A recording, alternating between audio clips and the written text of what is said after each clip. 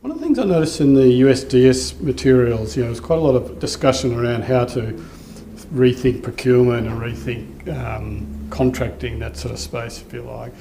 I suppose the question I've got is procurement one of those impediments that governments need to look at that may start to open up a new way of thinking?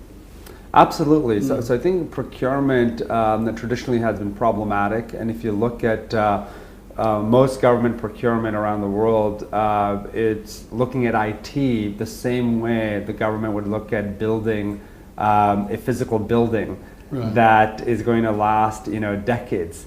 Yet IT, with Moore's law, every 18 months, there's massive innovation. And that is why, when you think about the technology models, it's less about asset ownership. It's much more about service delivery. And so you're seeing these new compute models around cloud and social and mobile that are fundamentally changing everything we held to be truths, whether it was around security, whether it was around infrastructure ownership. So procurement absolutely requires transformation in terms of being able to buy in an agile way. But I would argue that if you have the right leaders, even with the current procurement laws in place, you could drive transformation.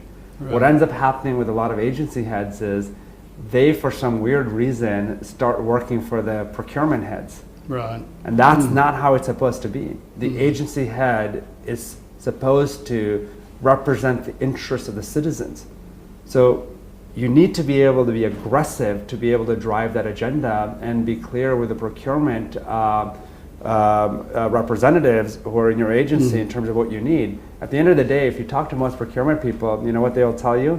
There's nothing wrong with the procurement rules. You tell us what you need.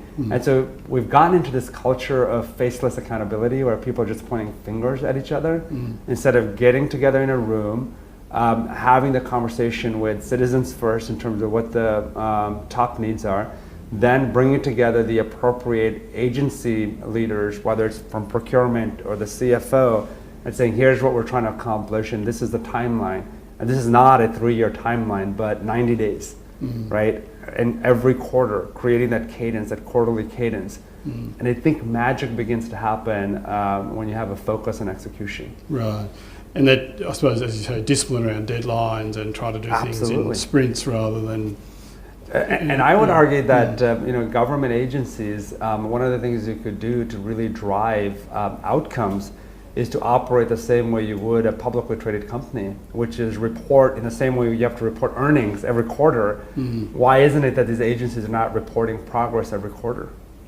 Have a call with your stakeholders, the citizens. Tell them what you've accomplished in the last 90 days. And that gives that urgency that you need. Absolutely. And be honest about the successes and the failures.